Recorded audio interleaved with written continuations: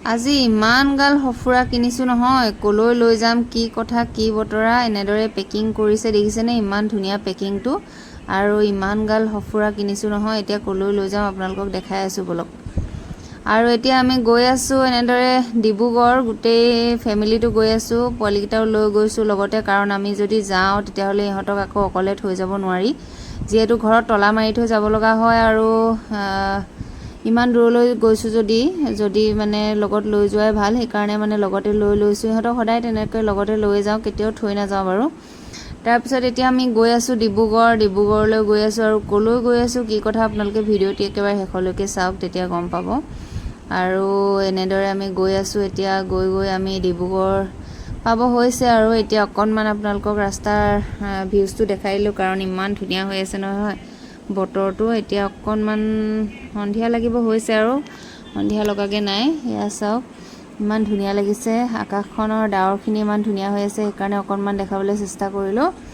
তাৰপিছত এতিয়া আমি আহি পালোহি ডিব্ৰুগড়ত আমাৰ আজি আছে এখন কনফাৰেঞ্চ, আৰু কনফাৰেঞ্চখন আমাৰ কোম্পানীয়ে যিহেতু অৰ্গেনাইজ কৰিছোঁ, আৰু সেইকাৰণে যিহেতু মই এটা কোম্পানীৰ লগত জড়িত হৈ আছোঁ, নতুনকৈ জড়িত হৈছোঁ বাৰু, কিন্তু হ'লেও হৈছে বাৰু অলপ দিন, কিন্তু মানে সেয়া আৰু আজি প্ৰথম কনফাৰেঞ্চ আমি অৰ্গেনাইজ কৰিব লগা হৈছে। আৰু যিটো কনফাৰেঞ্চ মানে অৰ্গেনাইজ কৰিছোঁ সেয়া হ'ল ৰেডিঅ'লজিষ্ট ডক্টৰছবিলাকৰ কনফাৰেঞ্চ হয়, ৰেডিঅ'লজি এডুকেশ্যনেল কনফাৰেঞ্চ হয় এইটো। আৰু যিমান তিনিচুকীয়া ডিব্ৰুগড়ৰ ৰেডিঅ'লজিষ্টবিলাকক তালৈ নিমন্ত্ৰণ কৰা হৈছে, আৰু যিমান ৰেডিঅ'লজিষ্ট আছে আচলতে সকলোকে নিমন্ত্ৰণ কৰা হৈছে। আৰু তেওঁলোকে আহিব, তেওঁলোকৰ কিবাকিবি মেচিনৰ বিষয়ে আচলতে দিয়া হৈছে কনফাৰেঞ্চখন। আল্ট্ৰাচাউণ্ড মেচিন, যিটো মেচিন আচলতে আল্ট্ৰাচাউণ্ড কৰিবলৈ বা ছ'ন'গ্ৰাফি কৰিবলৈ বা ব্যৱহাৰ কৰা হয়, সেই মেচিনটোৰ বিষয়ে আচলতে নতুন কোম্পানীৰ মেচিন, আচলতে নতুন লঞ্চ হৈছে এটা মেচিন, মই যিটো কোম্পানীৰ লগত জড়িত হৈ আছোঁ সেই কোম্পানীৰ মেচিন। আৰু সেই কোম্পানীৰ মেচিনটো আচলতে নতুন মেচিন এটা আহিছে যিহেতু, আৰু খুব ভাল মেচিন এটা আহিছে, সেইকাৰণে আচলতে কনফাৰেঞ্চখন দিয়া হৈছে। আৰু এয়া মেচিন অকণমানকৈ আপোনাক দেখাই দিছোঁ, মেচিনৰ ভিডিঅ'বিলাক আহিব বাৰু। এয়া মেচিনৰ বিষয়ে আচলতে এতিয়া কৈ আছে। ইয়াত যে বহি আছে গোটেইবিলাক ডক্টৰছে হয়, মানে সকলোখিনি ডক্টৰে, বেছিভাগেই ডক্টৰ, সকলোবিলাক বুলি নকওঁ, কাৰণ ডিব্ৰুগড় মেডিকেল কলেজত কিছুমান পঢ়ি থকা ল'ৰা ছোৱালীও আছে ৰেডিঅ'লজিষ্ট বিভাগৰ। আৰু এতিয়া বহুত ছিনিয়ৰ ডক্টৰো আছে, তেনেকৈ শিৱসাগৰৰ পৰাও আহিছে, তিনিচুকীয়া ডিব্ৰুগড় বুলি নহয়, শিৱসাগৰৰ ডক্টৰো আছে, যোৰহাটৰো আছে, আৰু তিনিচুকীয়াৰো আছে, ডিব্ৰুগড়ৰ আছে, আৰু গোটেইখিনি বেছিভাগেই ডক্টৰে হয় ৰেডিঅ'লজিষ্ট। আৰু তেওঁলোকৰ কাৰণে আজি আচলতে কনফাৰেঞ্চখন দিয়া হৈছিলে।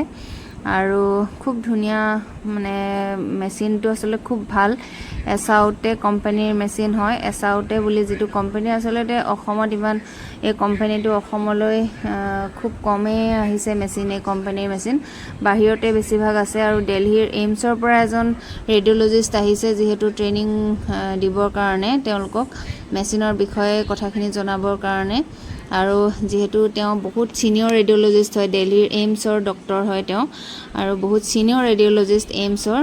এই যে দেখিছে গামোচা লৈ আছে, তেওঁৱে হ'ল দিল্লীৰ এইমছৰ ডক্টৰ। আচলতে কেইবাজনো আহিছে ডিব্ৰুগড়লৈ, কেইবাজনো আহিছে দিল্লীৰ পৰা, এজন দিল্লীৰ পৰা আহিছে, এইমছৰ পৰাই আহিছে, কিন্তু তেখেত ছিনিয়ৰজন আহিছে, 4জন আহিছে মুঠতে, দিল্লীৰ এইমছৰ পৰা 4জন ডক্টৰ আহিছে।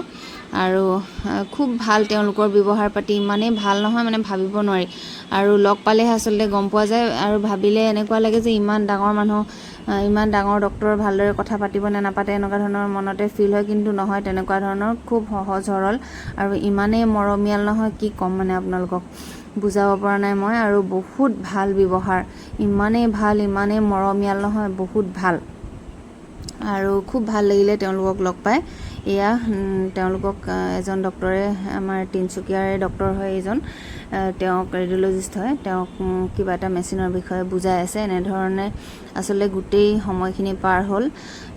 4-5 ঘণ্টামানৰ কনফাৰেঞ্চ আছিলে, 4-5 ঘণ্টা বেছিয়ে হ'ব, 5 ঘণ্টামানেই হ'ব অলমষ্ট। আৰু 5 ঘণ্টামানৰ ইমান সুন্দৰ এটি অনুষ্ঠান হৈ গ'ল, মানে খুব ভাল লাগিলে আচলতে। আৰু আমি যে এনেকুৱা ধৰণৰ এটি মানে কি ক'ম, কনফাৰেঞ্চ আমি নিজেই অৰ্গেনাইজ কৰিবলৈ পাই বহুত সুখী অনুভৱ কৰিছোঁ আৰু বহুতখিনি তেওঁলোকক আচলতে বহুতখিনি বস্তু আজি আচলতে বহুতখিনি বস্তু দেখুৱালে দিল্লীৰ যিজন ছাৰ আহিছে তেখেতে আৰু আমিও আচলতে বহুতখিনি কথা বুজিব পাৰিলোঁ যিহেতু মেডিকেল বিভাগৰ লগতে ইমান বছৰে জড়িত হৈ আছোঁ আৰু সেইকাৰণে আচলতে আমিও বহুতখিনি কথা জানিব পাৰি ছাৰলৈ বহুত বহুত ধন্যবাদ জনালোঁ আৰু ছাৰে যদিও দিল্লীত থাকে কিন্তু অসমীয়াত দুই এটা কথা কৈছে ইমান ভাল লাগিলে মানে ছাৰে দিল্লীত থকাৰ পিছতো আৰু তেওঁ এইমছৰ ডক্টৰ হোৱাৰ পিছতো ডিব্ৰুগড়লৈ আহি দুই এটা যে অসমীয়াত